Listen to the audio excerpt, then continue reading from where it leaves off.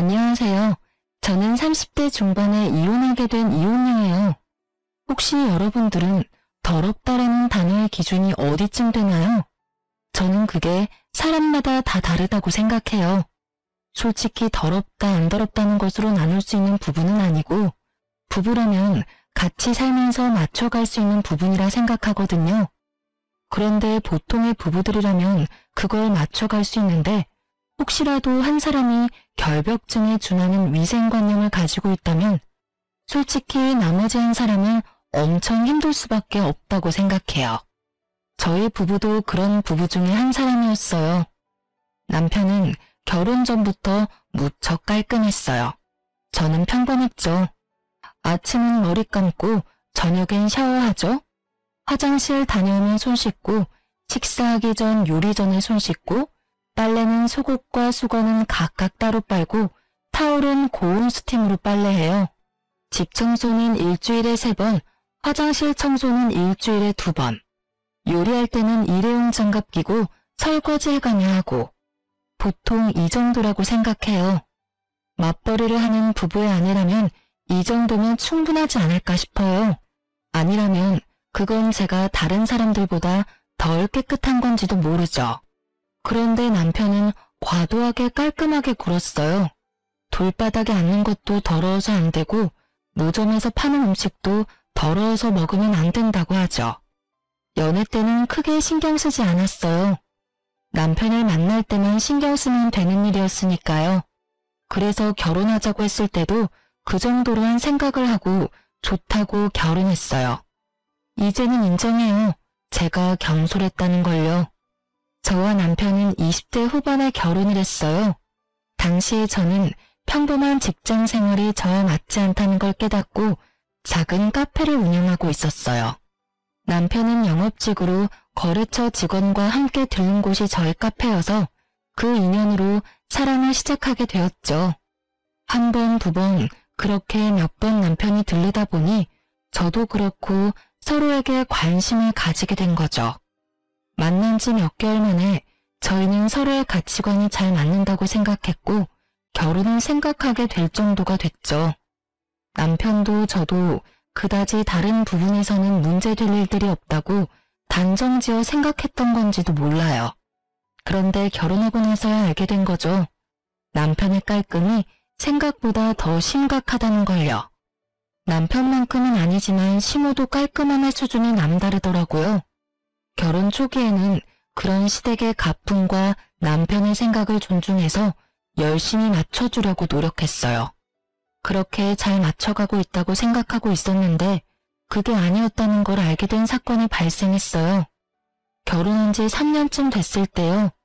그때가 김장철이었기에 시댁에서 김장을 하고 있었죠. 남편은 김장이 다 될 무렵 김치와 수육을 먹으러 왔고요. 시모는 제게 시부가 먹을 막걸리를 한두 병 사오라며 저를 심부름 보냈어요. 그렇게 나가는 길에 아파트 입구에서 남편을 만났고 남편을 올려보낸 뒤 마트에 가던 저는 카드를 쓰고 지갑이 아닌 가방에 넣어뒀던 게 생각났어요. 그래서 가는 도중에 돌아와 시댁으로 향했어요. 돈 없이 막걸리를 사러 갈 수는 없으니까요. 시댁 현관은 김장으로 인해서 문이 살짝 열려 있었는데 큰 소리를 내기 좀 그러니 소리 죽여 들어가려고 했어요. 그런데 안쪽 방에서 남편 목소리가 나오더라고요. 아, 진짜 짜증나 죽겠어. 우리 와이프 얼마나 더러운지 모르지? 여기 와서는 그나마 관리하는 거야. 집에서는 살림을 진짜 얼마나 더럽게 하는지. 청소도 매일 안 하고 빨래도 쌓아놓고 해. 진짜 옆에 있으면 막 짜증이 날 때가 한둘이 아니야. 그래? 우리 집에서 하는 거 보면 그 정도는 아닌 것처럼 보이는데 많이 못 참을 정도니? 미치겠어.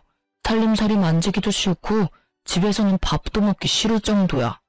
그냥 밖에서 사 먹는 게 더 마음이 편할 정도거든. 그 이야기를 듣는데 얼굴이 화끈거리며 화가 치밀어 올랐어요. 솔직히 저는 제가 더럽다는 생각을 해본 적이 없거든요. 우리 집에서는 이게 기본이었고 솔직히 남편 때문에 더 열심히 청소한다고 했는데 남편에게는 그게 아니었던 건가 봐요. 만약 남편이 그렇게 느꼈다면 저한테 이야기를 하면 되는데 이렇게 시댁에 와서 심오하게 이야기하는 게 너무 짜증이 났어요. 모른 척 하려니 저런 소리 또 하고 다닐 것 같고 지금 들어가서 지랄하면 김장하러 온 건데 분란만 일으킬 것 같더라고요. 그래서 일단 참았어요. 저는 일부러 큰 소리를 내며 지금 도착한 것처럼 굴었어요. 아, 카드를 놔두고 갔네요. 돈도 없이 막걸리 사러 갈 뻔했어요.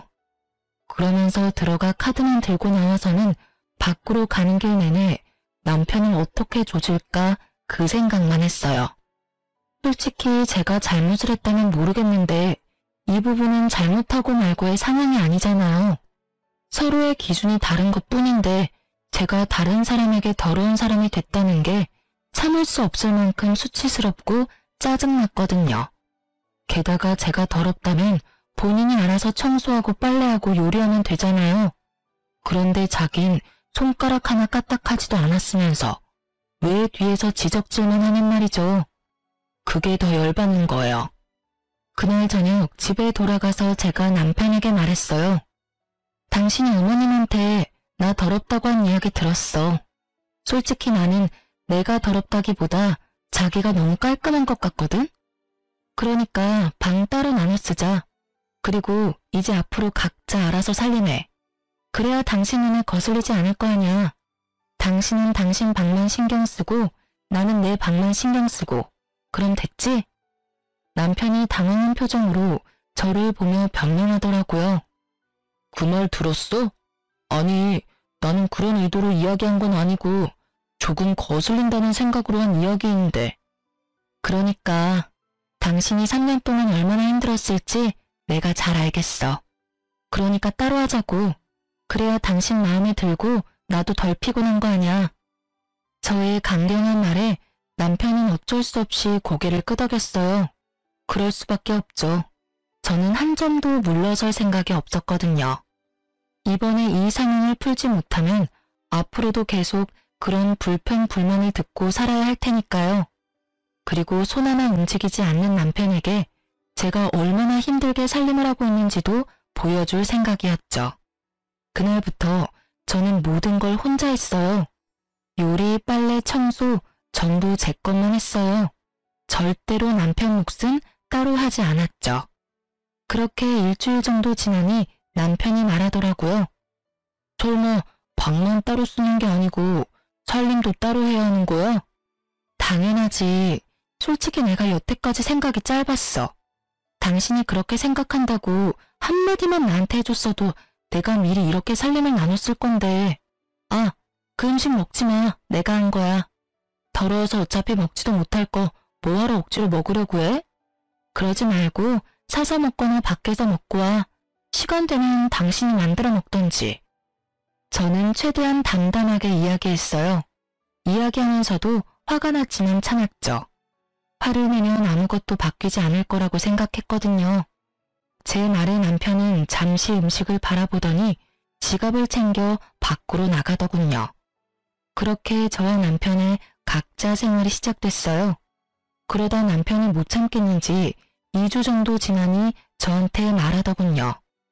여보, 당신이 화가 많이 난 건 알겠어. 그치만 빨래도 안 해주면 내가 일을 어떻게 해? 그 부분은 당신이 알아서 해줘야 하지 않을까? 해주고 싶긴 한데 내가 해줘도 당신이 그걸 더럽다고 생각하면 내가 하는 것보다는 당신이 하는 게 더 낫지 않을까? 그리고 굳이 왜 내가 해줘야 하는데? 당신도 집에 돌아오면 빨래 돌릴 시간 정도는 있잖아. 어차피 둘 다 바쁜데 알아서 하자. 나도 요즘엔 바쁘거든. 그치만 그게 마누라가 해야 할 일인데 그럼 밥이라도 좀 해줘. 사 먹으니까 너무 돈이 많이 들어. 밥은 더더욱 안 되지. 내가 해준 밥 맛있게 못 먹지? 그냥 당신이 해서 먹어. 당신 손으로 해 먹어야 확실하고 깨끗하게 느낄 거 아냐. 괜히 남이 해주는 밥에 이렇다 저렇다 말할 필요 없이 그냥 자기 식사는 자기가 알아서 해먹자. 남편은 자기가 무슨 말을 하든 제가 더러우니까 안 된다는 말만 듣게 됐죠. 그리고 그날 저녁 남편은 반찬을 바리바리 싸들고 집에 돌아왔어요. 시모가 만든 반찬이었죠. 남편은 제가 해주지 않을 걸 알고 심호 반찬을 가져왔어요.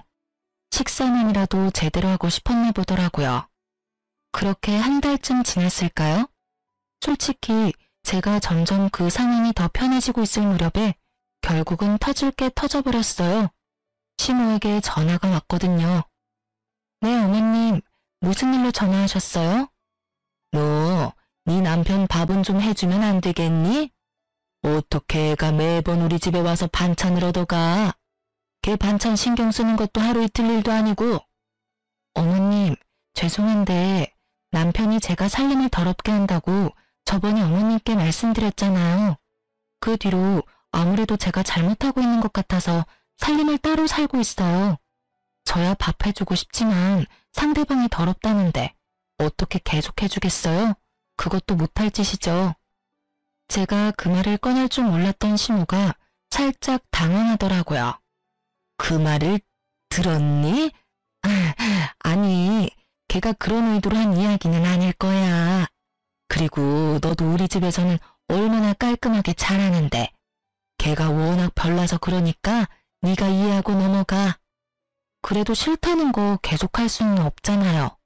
그렇다고 남편 깔끔이 하루아침에 해결될 일도 아니고 그냥 이렇게 지내다 보면 어떻게든 타협점을 마련하겠죠.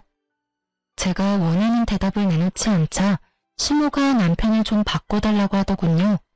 저는 남편을 불러서 핸드폰을 내밀었어요. 남편이 의아한 표정으로 핸드폰을 받았죠.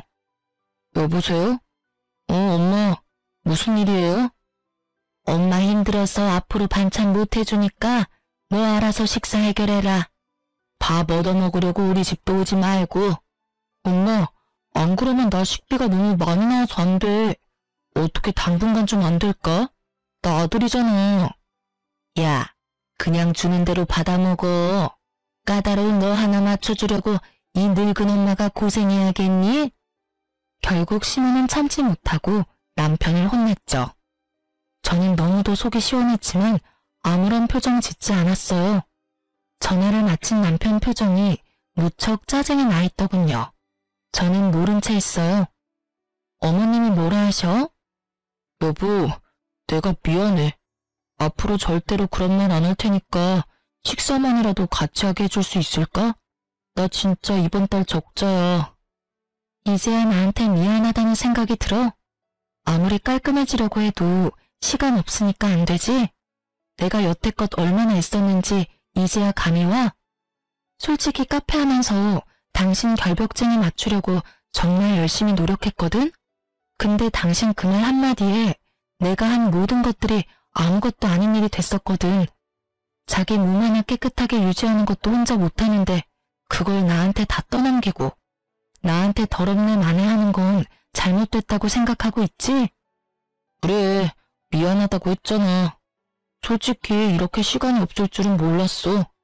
그 시간 쪼개서 일하고 살림하는 게 이렇게 힘든 줄도 몰랐고. 진짜 미안해 여보. 앞으로는 자기 하는 일에 절대로 토달지 않을게. 그리고 나도 많이 도와줄게. 반성했으면 됐어. 앞으로는 서로 본인이 할 수 있는 걸 남한테 미루지 말고 자기가 원하는 걸 요구하지 말고 스스로 할 수 있도록 약속하자. 우리가 앞으로 같이 살 날이 더 많이 남았는데 벌써부터 이런 일로 문제 생기면 안 되잖아. 그리고 나한테 말하고 싶은 건 나한테 직접 말하도록 해. 다른 사람한테 말해서 일 크게 만들지 말고. 알았지? 남편은 제 말에 격하게 고개를 끄덕였어요. 본인도 힘들었을 테죠. 이렇게 저희는 극적으로 타협점을 찾게 됐고 더 이상 서로를 탓하지 않기로 했어요. 다만 남편이 제기한 더럽다는 말은 여전히 가슴속에 콕 박힌 가시처럼 불현듯 저를 콕콕 찔러댔어요. 그렇게 한 번의 태풍이 지나가고 잠잠해졌다고 생각할 때쯤 이보다 더 큰일이 일어났어요. 그래요. 이번에는 참을 수 없는 일이었죠. 평소에 저는 대중교통을 이용해요.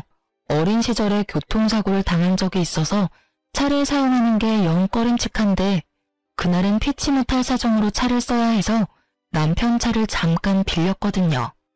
게다가 그때는 남편이 자주 주말 출장이 있던 터라 어렵게 빌린 거였어요. 그렇게 남편이 차를 타고 가방을 조수석에다 놨는데 어떤 차가 급하게 끼어드는 바람에 급정거를 했고 제 가방이 굴러떨어져서 결국은 안의 내용물이 완전히 다 쏟아져 내렸어요. 결국 저는 한숨을 쉬며 차를 휴게소에 주차하고 조수석 바닥을 정리했죠. 그러다가 우연히 발견했어요. 여성용 바디로션을요. 제가 사용하는 브랜드는 아니었고 남자 차에서 흔히 발견될 물건은 아니잖아요. 그냥 립밤이나 핸드크림 같은 거였으면 직장 동료나 고객을 태웠다고 생각할 수도 있었을 테지만 바디로션이에요. 1박을 할 거라는 생각이 없으면 보통 챙기지 않는 물건이죠. 저는 순간 머리에 찬물을 뒤집어 쓴 것 같은 기분이 들었어요. 그렇지만 이걸 들고 남편을 추궁할 수도 없었죠. 확실하지 않잖아요. 그래서 일단 증거를 잡을 때까지 모른 척하기로 했어요. 그런데 차를 몰고 집에 오는 내내 온갖 생각이 다 들더라고요. 설마 아니겠지. 그럴 리 없을 거야. 그런데 이게 왜 여기 있나? 최근에 주말 출장이 너무 잦았어. 이런 생각들요. 집에 와서도 남편 얼굴을 제대로 못 보겠더라고요. 보고 나면 화가 울컥 날 것 같았거든요. 그러다 남편이 하루는 술에 절어 들어온 날이 있었어요. 남편을 옮기다가 떨어진 핸드폰을 들고는 벌벌 떨며 확인을 했어요. 설마 있을까 싶었는데 설마가 사람 잡더군요. 카드사 어플에 떡하니 오늘 모텔에 갔던 내역이 있었고 지우지 못한 카톡 내용도 그대로 있더군요. 오빠 잘 들어가, 사랑해, 벌써 보고 싶다. 이런 내용이 오늘 하루 사이에 다 있었어요. 저는 모두 캡처하고 제 핸드폰으로 동영상을 찍어서 증거도 남겼어요. 그리고 저는 남편의 SNS를 통해서 그녀의 SNS 주소도 알아냈어요. 그날 저녁 그 상간녀의 SNS를 보는데 정말 미쳐버리겠더라고요. 그 여자가 여행 갔다고 한 날짜들은 모두 빠짐없이 남편의 주말 출장 날과 겹쳐 있었어요. 게다가 남편임을 짐작 가능한 사진들을 보니 잠도 오지 않더라고요. 주말인 다음 날은 카페에는 중요한 날이었고 어쩔 수 없이 뜬 눈으로 밤을 지새운 저는 이른 아침 카페로 향했어요. 아침에 침대에서 제 속도 모르고 쿨쿨 자는 남편을 보니 한 대 때려주고 싶었지만 참고 일하러 갔어요. 그런데 오후에 남편이 술에 깨서 제 카페로 찾아왔더라고요. 당시에 저는 외국인 단골과 같이 있었는데 그가 제게 인사차 포옹을 해줬어요. 그리고는 제 어깨를 톡톡 치며 웃어 보이고는 카페에서 나갔죠. 그런데 남편이 완전 똥 씹은 표정으로 저한테 오더라고요. 저 사람 누군데 당신을 껴안아? 그것도 카페에서. 여기를 술집이라고 착각하는 거 아니야? 여기는 엄연히 한국이라고, 한국. 그리고 당신도 저런 사람은 받아주면 안 되지. 더럽게 다른 남자랑 포옹을 하고.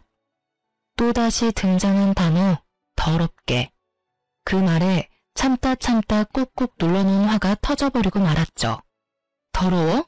뭐가 그렇게 더러운데? 외국인이야. 그 사람한테 그건 그냥 인사야. 근데 네가 나한테 더럽다고 할 처지는 아니지 않니? 너야말로 뒤로 더러운 짓은 다 하고 다니는 주제에. 그게 무슨 소리야. 내가 뭘 뒤로 더러운 짓을 해? 나는 그런 적 없어. 잘 알아보고 그런 이야기를 해. 너 잘못 없는 사람 잘못 있다고 말하면 무고죄 되는 거 몰라?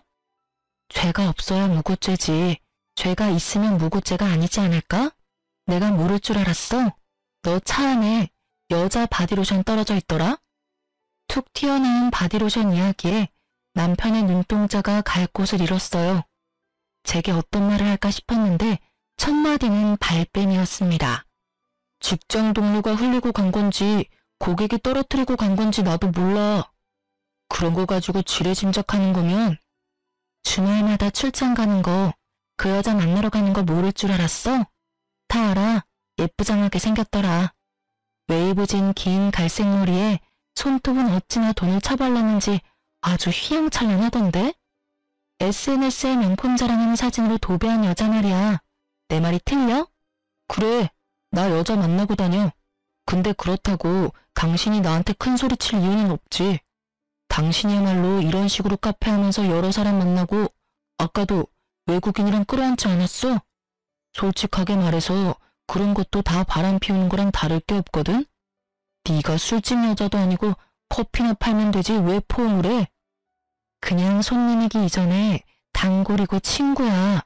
그리고 네가 생각하는 그런 더러운 거? 그 친구랑 사이에는 없어. 근데 네가 그런 말 하니까 정말 웃기다. 다른 년이랑 뒹굴고 집에 들어와서 잠이나 자는 네가 더 더럽다고 생각하는데? 그리고 내가 아무것도 모른다고 생각하나 본데 나 다 알아.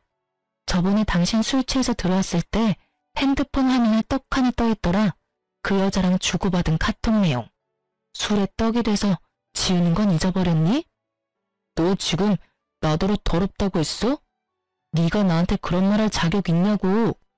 솔직히 진짜로 더럽게 사는 게 누군데? 여태까지 살면서 깨끗하게 산다고 느껴본 적 단 한 번도 없었어. 솔직히 내가 하기 힘드니까 당신한테 맡겼을 뿐이지. 집안 살림 하나조차 마음에 들도록 못하는 여자, 나도 사양이야. 사양한다니 다행이네. 우리 이혼해. 나도 지긋지긋해. 새로 사귀는 여자가 얼마나 깨끗하게 굴지는 모르겠지만 당신 그 까다로운 입맛 잘 맞출 수 있었으면 좋겠네. 결국 저희는 제 카페에서 피 터지게 말싸움을 해버렸어요. 참으려고 했는데 참을 수가 없더라고요. 똥 묻은 개가 겨 묻은 개 나무란다고 누가 누구한테 더럽다는 거예요? 다른 여자랑 할 거 다 하고서는 집에 와서 내 옆에서 잠을 잤다는 것 자체가 이미 더러운 일이거늘. 불행인지 다행인지 남편과의 관계는 그 여자가 생긴 뒤로 한 번도 없었어요. 저놈이 감히 저를 탓할 수나 있어요? 그리고 사양이라니 제가 하고 싶은 말을 왜 자기가 하는지. 유책 배우자는 남편이고 모든 원인이 그쪽에 있는데 피해는 오롯이 저 혼자 받고 있었어요. 그렇게 남편과 이혼을 이야기하고 저는 남편 집에서 나올 준비를 착실히 해가고 있었어요. 친정이 워낙 멀어서 지금 당장 나와서는 갈 곳이 없었기 때문에 어쩔 수 없이 꼴도 보기 싫은 남편님과 함께 보내야 했어요. 이틀 뒤에 시모가 전화가 왔더라고요. 흥분한 채로 제게 따지더라고요. 예, 너희 이혼하게 됐다며? 도대체 무슨 일이야? 서로 잘 맞춰 사는 것 같더니 왜 갑자기 이런 일이 생겨? 그 사람이 이유는 말 안 해주던가요? 뭐 다 네 탓이라고만 하더라고. 카페에서 외간 남자 만나고 다니고 자기한테는 신경도 안 써준다고 그러던데. 그런 거면 얘 당분간 일 그만두고 관계를 회복할 생각을 해야지. 이 나쁜 놈은 시모에게도 이혼 사유를 정확하게 말하지 않았더라고요. 어머님, 저희 헤어지는 이유는 그 사람이 다른 여자가 생겨서예요. 저한테는 남자 같은 거 없어요. 단골 외국인이 저한테 인사하려는 거 보고 전화를린 거고요. 근데 남편은 이미 다른 여자랑 몰래 만나고 있는 거 저한테 다 들켰거든요. 그 이야기를 듣던 시모는 잠시 말을 못 잇더니 딱 한마디 하고 전화를 끊더라고요. 아이고, 내가 나설 일이 아니네. 알아서 너희들끼리 잘 알아서 해결해라. 남편이 그렇게 민감하게 굴 때마다 뒷수습했던 건 시모였던지라 이번에는 뒤치다꺼리하고 싶지 않았나 보더라고요. 발을 슬그머니 빼더니 전화를 탁 끊어버리셨죠. 그렇게 시모의 전화통화를 끝내고 평소보다 늦은 퇴근을 해서 집에 돌아왔어요. 그런데 현관에 아주 굽이 높은 하일이 놓여있더군요. 중문을 열고 들어갔더니 거실에 남편과 그 여자가 앉아있더라고요. 그 두 사람을 보는데 가라앉았던 화가 터지는 것 같았어요. 우리가 이혼 소송 중인 건 맞지만 적어도 지가 인간 새끼라면 소송 중에 상간녀를 집안까지 데려오는 건 피해야 하는 거 아닌가요? 그런데 아주 당당하게 둘이 어깨동무하고 소파에 딱 붙어앉아 영화를 한 편 보고 있더라고요. 어머, 오셨네? 어쩌죠?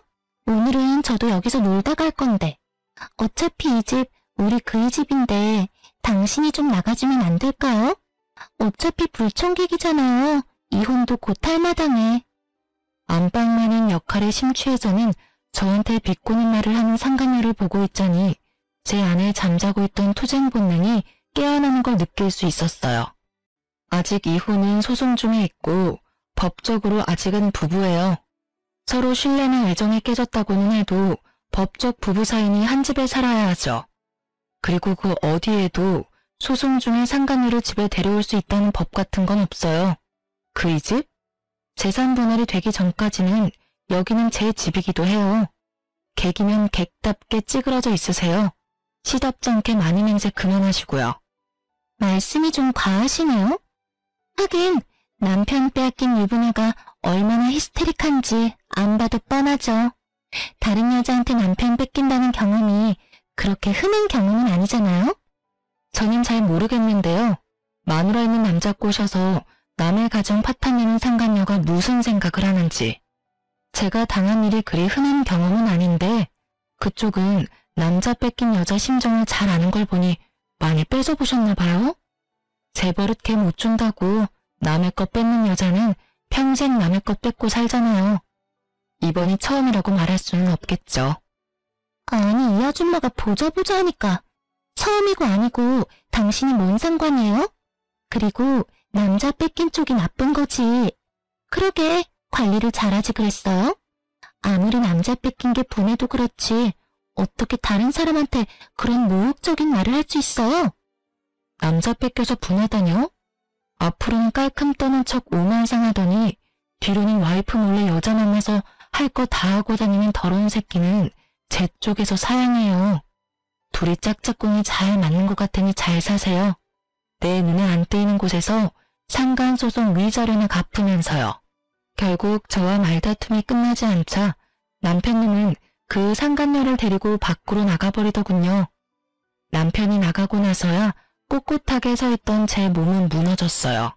저 나쁜 놈이 벌써 집에 상간녀를 당당하게 들일지 상상조차 못하고 있었거든요.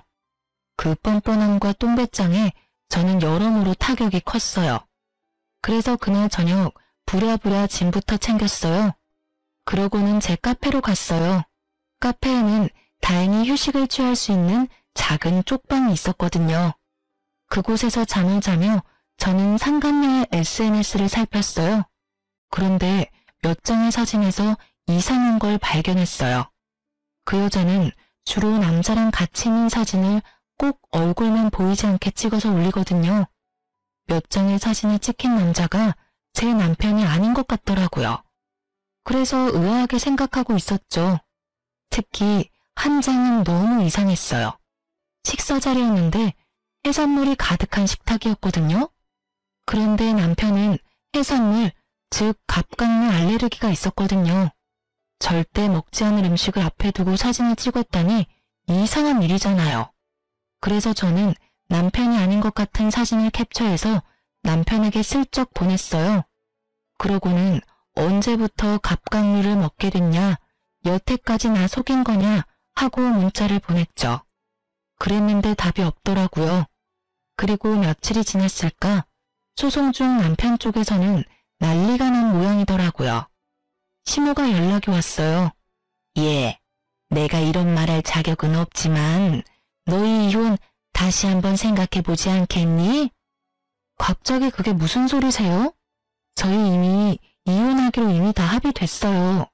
남편도 이미 동의한 내용이고요.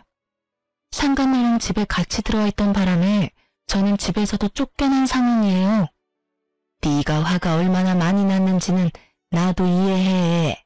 그렇지만 우리 아들도 피해자야. 그건 너도 좀 알아줬으면 좋겠구나. 시모가 도대체 뭔 소리 하나 싶었는데 이야기를 들어보니 참 남편 눈 팔자도 험하다 싶더라고요. 제가 남편에게 연락했었잖아요. 남편이 아닌 남자와 그 상간녀가 사진 찍은 걸 보냈거든요. 그런데 그게 생각보다 일이 커졌던 모양이더라고요. 남편이 그 상간녀에게 그 남자 누구냐고 추궁하고 그러던 차에 그 사진 속 남자가 남편에게 만나자고 연락이 왔다고 하더라고요. 남편이 나갔는데 자기가 그 상간녀 애인이라고 유부남 주제에 왜 그 여자랑 같이 살고 있냐며 서로 주먹 다짐까지 했던 모양이더라고요. 뭐 뿌린 대로 거뒀다고나 할까요? 그 여자는 유부남 만나면서 따로 남자친구도 착실하게 만나고 있던 모양이었어요. 그런데 거기서 끝난 게 아니었어요. 남편놈이 그 남자랑 만나서 싸우고 집에 와서 그 상간녀에게 남자 관계가 문란한 것에 대해 따졌더니 상간녀가 너도 어차피 바람 피워서 나 만난 거 아니냐며 남의 인생에 신경 쓰지 말라고 했다더라고요. 시모 말로는 남편놈이 자기도 그 많은 남자 중에 한 사람뿐이라는 걸 알고서는 배신감에 여자를 쫓아내버렸다고 하더라고요. 여자는 상간녀 위자료 소송비가 나올 테니 남편에게 딱 붙어서 위자료를 뜯을 생각이었던 것 같았어요. 그런데 문어발식 자유연애하다가 결국엔 남편에게까지 버림을 받았으니 생각보다 너무 어이없는 결말이긴 했어요. 물론 많은 남자들에게서 또 많은 걸 뜯어내며 억울하게도 그 여자는 또 잘 살아가겠죠. 그렇다고 해서 그런 남편의 상황이 저에게 위로가 되진 않죠. 가정을 버리고 뒤에서 몰래 외도를 저질렀잖아요. 비록 그 여자는 남자친구가 따로 있었지만 법적으로 유부남이었으니 본인이 저지른 짓에 대해 책임을 져야 맞는 건데 뜬금없이 왜 시모가 저한테 재결합을 운운하는지 이해가 되질 않더라고요. 어머님, 그 사람이 지금 그렇게 힘든 일을 겪었다고 해서 그 사람이 저한테 한 말들과 행동까지 없던 일이 되는 건 아니잖아요. 저는 여전히 그 사람이 나더러 더럽다고 한 말을 잊지를 못해요. 더러운 여자랑 살 수 있는 사람은 아니니까요. 그래도 우리 아들 저렇게 미친년한테 당하고 이렇게 처량하게 혼자 살면서 위자료 갚아내야 한다고 생각하니 마음이 너무 안 좋아. 아들 한 번만 용서해줘라. 응? 여태까지의 정이 있는데. 죄송해요. 저는 이제 아무 감정 없어요. 이혼 소송도 이제 마무리 다 되어가고 솔직히 남편한테 정이 다 떨어져 버렸거든요. 그러니까 그 부분은 남편이 해결할 수밖에 없을 것 같아요. 그리고 무엇보다 그런 이야기를 어머님이 전화해서 하시는 게 더 이상한 일이잖아요. 본인이 힘들면 연락은 오겠죠. 받아들일 생각은 없지만. 결국 시모는 자기가 원하던 것은 얻지 못하고 전화를 끊을 수밖에 없었죠. 그런데 시모의 이야기를 들으며 어찌나 속이 시원한지. 5년 넘게 이어온 결혼 생활의 마침표를 찍는 건 생각보다 간단한 일이더라고요. 저희 사이에는 애도 없었으니 친권이나 양육권 생각할 것도 없었고 재산 분할이나 이런 것도 크게 제 생각과 다르지 않을 정도로는 받았어요. 그렇게 정식으로 이혼이 돼서 남남이 된 그 이튿날 전 남편에게 연락이 왔어요. 연락을 받지 않으려고 했는데 전 남편이 문자며 카톡을 엄청나게 남겼더라고요. 오후 3시쯤 저희 가게로 오겠다고요. 무슨 할 말이 있는 건지는 모르겠지만 오후 3시에는 보는 눈이 많을 것 같아서 카페 닫는 시간에 맞춰서 불렀어요. 이혼 소송하며 거의 4개월을 따로 살아서 그런지 오랜만에 보는 전 남편의 얼굴은 뭔가 짠하면서도 보는 순간 짜증이 나더라고요. 다 해결이 됐는데도 짜증이 나는 걸 보니 제가 이 사람에게 받은 상처가 꽤 크구나 싶었죠. 무슨 일로 부른 거야? 저기요. 누가 자기야? 우리 이혼했어. 호칭 정리 제대로 해줄래? 너무 그렇게 매정하게 말하지 마. 나 당신한테 할 이야기 있어. 어머니가 당신한테 연락해서 말했는데 우리 이혼 없던 걸로 하고 다시 만날 수 없을까? 나 정말로 후회하고 있고 반성하고 있어. 나는 당신이 아니면 안 될 것 같아. 뜬금없는 소리에 저는 헛웃음만 나왔어요. 이혼 서류에 잉크가 마르기도 전에 이혼을 번복하자는 유책 배우자를 보고 있으려니 이건 몰래카메라가 아닌가 하는 생각까지 들었죠. 왜? 나한테 재산 나눠주기 싫어? 법원에서 이미 다 확인해서 나온 건데도 싫니? 아니면 위자료 주기 싫어? 그것도 아니면 상간녀 위자료까지 네가 내야 해서 돈이 2배라 더 싫은 거야? 아니야, 그런 거 절대 아니야. 나 진짜로 반성하고 있고 그 여자는 이미 헤어졌어. 집에서 내쫓았다니까. 진짜로 제대로 반성하고 있다고. 물론 이혼하기 전에 헤어졌다면 이렇게 힘들지는 않았겠지만. 저는 시모에게 사정을 대충 들어서 상간녀의 양다리 때문에 헤어졌다고 생각하고 있었어요. 그래서 한껏 비꼬아 주기로 했어요. 상간녀랑 왜 헤어져? 상간녀랑 그렇게 사랑해서 나랑 이혼하고 그 여자 만나려고 한 거 아니었니?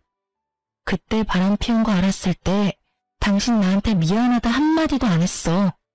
발뺌하다가 확실해지니까 어쩌라고 하는 식으로 나왔지.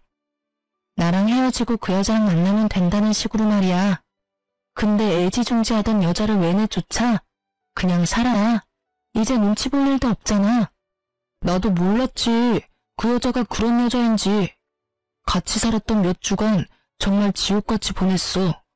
위생관념도 너무 없고 엄청 더럽더라고. 분명히 나랑 만날 때는 그렇지 않았는데 같이 살고 보니까 나랑 안 맞는 부분이 너무 많아서 여태껏 나랑 만났을 때 보여준 건 다 연기였나 봐. 나도 그 여자한테 속아서 당신하고 이혼하고 낚인 거였다고. 이런 내 사정도 좀 이해해줘. 그래? 너 만날 때는 엄청 깔끔 떨었나 보네. 그래도 사랑하잖아. 더러운 건 좀 참아. 나랑 살 때도 더러워서 힘들었는데 내가 봤을 때 당신은 그 어떤 여자랑 살아도 더러워서 못 견딜 거야. 그럼 그냥 혼자 사는 게 낫지. 당신이 얼마나 노력해주고 있는지를 이제 겨우 알았어. 그 여자는 노력할 생각도 없더라고. 사실 당신한테 그 사진 전송받고 그 여자한테 남자들에 대해서 추궁하니까 결혼하면 다 정리하겠다고 했거든. 근데 내가 한마디 하면 내 앞에서 다른 남자한테 연락하고 집 나가서는 하루 내내 연락도 안 되고. 내가 잠깐 뭐에 씌었나 봐. 그런 게 아니고서야 그런 여자한테 왜... 그래서 내가 그만큼 노력한 게 이제야 눈에 보인다고? 이혼을 다 하고 나서 서류까지 정리가 다 됐는데? 너도 참 대단하다. 나 같으면 부끄러워서 찾아오지도 못했을 거야. 근데 넌 깔끔 떠는 만큼 뻔뻔해서 그런지 이혼한 전처 얼굴 보는 게 전혀 불편하지 않은가 봐? 웃지 마. 나 진짜로 너무 힘들어. 그리고 몸도 힘들어. 아니, 정신적으로 너무 힘들어. 그리고 그 여자 때문에 지금 성병 걸렸어. 그 여자가 나한테 옮겼다고. 나야말로 진짜 미치겠어. 그 이야기 듣는데 제 귀를 의심했죠. 저는 그 순간 남편보다 제가 더 걱정됐어요. 혹시라도 그 여자 때문에 저한테도 문제가 생길 수가 있잖아요. 다행히 서로 사이가 나빴을 때라 저한테까지 그 병이 옮지는 않았더라고요. 야, 넌 어떻게 그런 여자를 만나? 그 여자 남자도 많았다면서. 그러면 알아서 걸렀어야지. 넌 지금 네 몸은 물론이고 나한테까지 병균 옮길 뻔했어. 알아? 그러니까 하는 말이잖아. 나 정말로 너무 힘들어. 왜 내가 이런 병 때문에 병원을 다녀야 해? 병원 갈 때마다 쪽팔리고 완전 더러운 새끼 된 것 같아서 기분 더러워. 그렇게 더러운 걸 싫어하는 전 남편은 자신이 가장 혐오하는 병에 걸렸고 그걸 견디기 힘들어하더라고요. 아니 누가 그런 짓을 하래요? 네가 스스로 네 몸을 힘들게 한 걸 왜 나한테 와서 하소연이야? 그리고 너 병 걸려놓고는 나한테 와서 재결합 운운하는 건 더 미친 짓이라는 생각 안 들어? 미안하다고. 그러니까 사람 한 번만 좀 살려줘. 나 이러다가 진짜 스트레스 때문에 죽어버릴지도 몰라. 지금도 스트레스로 탈모도 오고 있고 식사도 제대로 못하고 있다고. 당신이 옆에 있으면 나 진짜로 편해질 것 같아. 응? 제발 사람 하나 살려주는 셈 치고. 남편은 제 소매를 꽉 잡고 놓아주지 않았어요. 저는 그런 남편을 보며 혀를 찼어요. 그리고는 단호하게 남편 손을 쳐내버렸어요. 야, 이 더러운 새끼야. 바람 피우기 전에 그런 걱정을 먼저 하지 그랬어. 어디서 감히 나한테 다시 만나자는 미친 소리를 짓거려? 한 번만 말할 거니까 잘 들어. 나는 너처럼 아랫돌이 잘못 눌려서 병이나 걸리는 더러운 남자랑 살기 싫으니까 2번 다시 찾아오지 마. 혹시라도 병 나았다고 또 찾아오지도 말고. 난 당신 병이 싫은 게 아니고 당신이 한 행동이 싫은 거거든. 그렇게 매몰차게 이야기하고 저는 남편에게서 떠나왔어요. 이렇게 허무하게 헤어질 사이였으면서 저한테 미안하다 한마디 없이 둘이 함께 살림 차리겠다고 여자를 데려와 떵떵거렸다니. 게다가 그렇게 깔끔 떨며 사람을 힘들게 만들었으면서 본인은 불륜 한 번에 자기가 제일 혐오하는 성병까지 옮아서 끙끙거리고 힘들어하고 있으니까요. 자기 인생 제 손으로 지옥으로 만든 사람하고 영 끊고 사는 게 속 편해요. 그런 사람은 다른 사람마저 지옥으로 끌어들일 사람이니. 게다가 정말로 반성했다면 저한테 돌아오라고 말하면 안 되죠. 반성을 안 했으니까 돌아오라고 같이 살자고 징징대는 거라고 생각해요. 이런 놈은 애초에 걸러야 하는데. 짧지 않은 세월 동안 이런 남자도 남편이라고 데리고 산 제가 참으로 대단하다는 생각을 잠깐 했네요. 나중에 전 남편이랑 상간녀 소식을 전해 들었어요. 전 남편이 자기가 그 상간녀 때문에 모든 걸 잃고 화가 난 나머지 상간녀와 사귀는 남자들, 특히 자기랑 주먹 다짐한 남자를 찾아가서 상간녀 때문에 더러운 병에 걸렸다며 이악 물고 말해줬대요. 결국 그 상간녀와 사귀던 남자들도 상간녀에게 따지고 한바탕 난리친 뒤에 그녀에게서 다들 떠났다고 해요. 그런데 그 상간녀도 참 대단한 게 그 남자들 다 떠나갔는데도 여전히 호구가 되어줄 남자를 찾아서 열심히 연애활동 중이더라고요. 그래도 SNS 들어가 보니 예전만큼 풍족하게 살고 있지는 못하더라고요. 그 여자 인생도 자기가 열심히 그렇게 만든 거겠죠. 본인 손으로 무덤 팠잖아요. 싱글인 남자만 만나고 다녔어도 그럴 일 없었을 텐데. 유부남을 만나고 다녔으니 그 여자 이야기 듣고 나니 더 이상 그 여자에 대해 궁금하지 않았어요. 못 살고 있는 거 확인하니 마음이 편해졌거든요. 이혼했을 때는 제 인생이 힘들어질 수 있다고 정말로 그렇게 생각했어요. 이혼녀 타이틀을 달고 있으면 누군가에게 비난받을 수도 있다는 생각도 했죠. 이혼했다는 소식을 들으면 사람들은 누가 잘못했나부터 생각하잖아요. 그럴 때 가해자가 되기도 싫었지만 그렇다고 피해자가 되는 것도 싫었어요. 자존심 상하는 것도 그렇지만 모르는 사람이 동정심 가득한 눈으로 보는 것도 싫었고요. 하지만 지금은 그런 동정심이 실은 동정심이 아니라 걱정이라는 걸 잘 알아요. 혼자 있는 제가 걱정된 친구들은 지금도 주변 사람들 만나보라고 소개팅 시켜주곤 하거든요. 이 나이에 결혼 한 번 실패를 한 제가 그런 거 하지 않겠다고 할 때마다 친구들은 너 아직 인생의 반밖에 살지 않았다고 너도 행복해질 자격이 있다고 말해줬어요. 행복해질 자격. 누구나 가지고 있지만 저한테는 이제 없는 거라고 생각했거든요. 누가 나를 사랑해 주겠냐는 식으로 비관적인 생각만 했는데 주변에서 그렇게 말해주니 정말 고맙더라고요. 그리고 그런 친구들의 걱정과 도움으로 저는 새로운 연애를 시작하게 됐어요. 처음이 아니라서 더 조심스럽고 더 신중해지는 건 어쩔 수 없는 것 같아요. 상대방도 이혼남이라 더 그런 것 같고요. 첫 연애 때는 많은 걸 숨기고 잘 보이고 싶은 마음에 좋은 면만 보여줬는데 이번에는 그러지 않아요. 있는 그대로를 보여주고 상대방과 내가 서로의 본 모습을 어느 정도까지 받아들일 수 있는지를 보게 됐어요. 여전히 무섭지만 새로운 도전을 두려워하지는 않기로 했어요. 글을 쓰면서 그때 생각으로 힘들 줄 알았는데 생각보다 속이 시원하고 재미있었어요. 그 사람이 만약 그 상간녀랑 잘 살고 있었다면 또는 제가 이렇게 소소하게 행복한 시간을 갖지 않았다면 아마 그렇게 생각하지 않았을 테죠. 시간이 지나기도 했고 저도 새로운 삶을 찾아가고 있으니 이 사연글을 계기로 이제 옛날 일은 다 훌훌 털어버릴 거예요. 글 읽고 계시는 분들도 마음에 찝찝하게 남아있는 게 있다면 훌훌 털어버리고 마음 편안한 하루가 되셨으면 좋겠네요.